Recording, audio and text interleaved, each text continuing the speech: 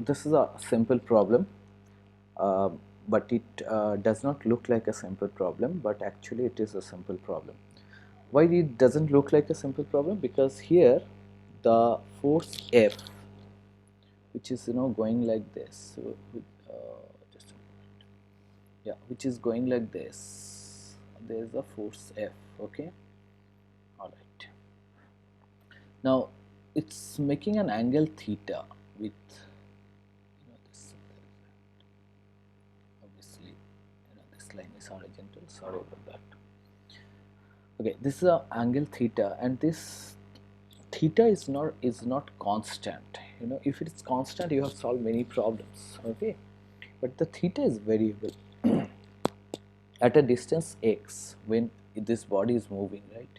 This body is moving, and at a distance, suppose it's going at a distance x. Okay, then the theta is how much? Theta is equal to kx. So in the jargon of maths, we said it like that: theta is a function of x. That if x is changing, then theta is changing. So we have to solve the problem that at a distance, you have to find out the velocity of the body as a function of theta. All right.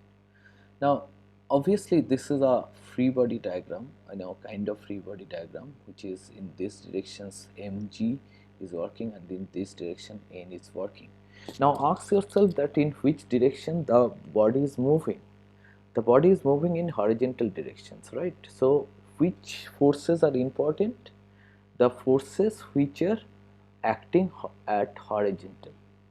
Okay, now mg has no component to horizon, and that means in x-axis, and n has no component along x-axis. Why? Because they are 90° to x-axis. As you know, any force 90° to any directions, there is no component along that directions, and fortunately there is no frictions also, so we need not to calculate an and mg all. So all we have to bother about is the f. Okay, so let me draw it properly.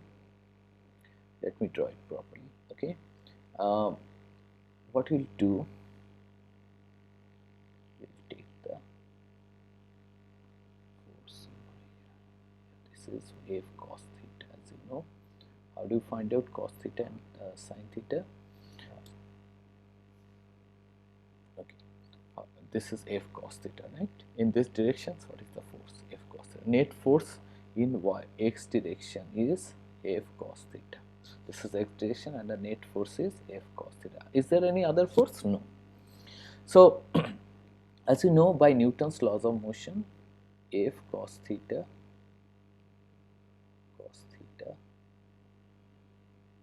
equal to ma. Now we have to write it in terms of probably derivatives, right? So what is f?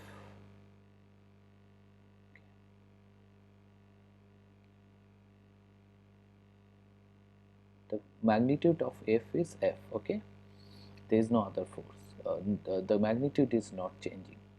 Cos kx, isn't it, equal to m, and as you know, we can write dv dt. All right, all of you know that a can be written as rate of change of velocity with respect to time. So it's coming out as dv dt. Now dv dt, see here there are three variables v, t and x. You cannot work with three variables. Okay, so in this kind of situations, we can change dv dt like this: dv dt equal to dv dx and into dx dt. Don't get intimidated by seeing d. D means small change. This is working like a number, a by b, c by d, just like that. Dx dx is cancelling out, so this is nothing but dv dx, dv dt, sorry. So dx dt is what? V dx dt we can write as v, and this is dv dx. So any day you can write dv dt as v into dv dx. Why you can write it like this? Because why we are writing like this? Because we need only two variables, otherwise it's very difficult to integrate it. Okay, so what we'll do, we'll instead of writing dv dt, we'll write dv dx. Okay, so let me get over this. Okay, and we don't need this. Oops. Just a moment. We don't need to record this. Okay. Oops.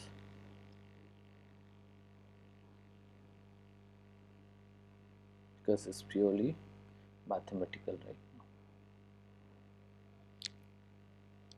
All right. So this is what we are going to do. That will simplify that. So what we'll write? We'll write f cos kx equal to m v dv dx. This is v. Okay. This is v. Let me write it as v. Sorry about so many mistakes. This is v.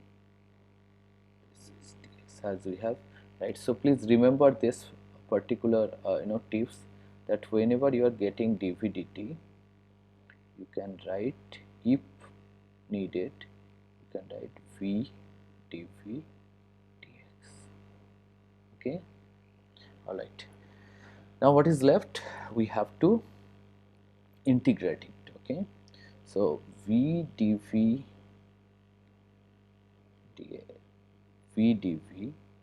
equal to f by m, okay, cos kx into dx, f by m cos kx by into dx. Okay. All right, this is m is coming down, so we have to integrate it. All right, f by m being a constant will go outside of the integration signs. I'm quite sure you know that. So what is the initial speed? Distance traveled from start of the motions. Okay, and what is the initial speed? I am assuming it's 0. The velocity is varying from 0 to v, and this x is since we are starting from 0 to x. All right, so we are left with just integrating this properly. This is a very easy integration, so I'm quite sure you can do it, and we can write the proper answer, right?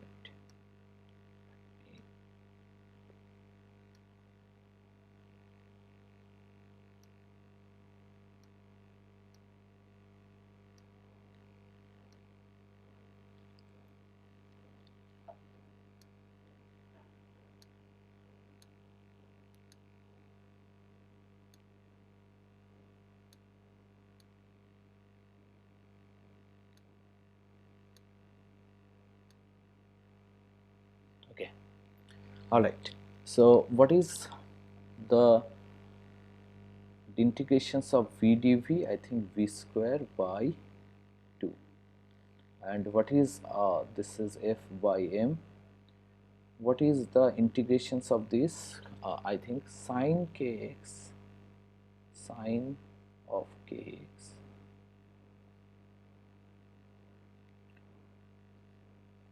zero to x. Okay, we are assuming the initial velocity is 0. So f by m, there is a divided by k, right? Because the if you know integrations, that integrations of cos kx is sine kx by k. So f by m, the final answer is sine kx by k, and obviously we can we can get this 2 over here, so this is 2fm. Alright, so this is coming 2fm, so finally v is coming as root over of 2f by m sine kx by k. That is the, now they have asked for, as a function of theta, not in terms of k. So obviously we can write this kx as theta, okay, can't we? Obviously we can. Okay, this is coming as theta. So this is the final answer. Okay, so what we have done, we are writing f cos theta equal to ma, and then we are writing, since we have to put a relationship between v and x or theta, okay, theta will come later, so we are finding a relationship between v and x, so for that we have to write v a as v dv dx.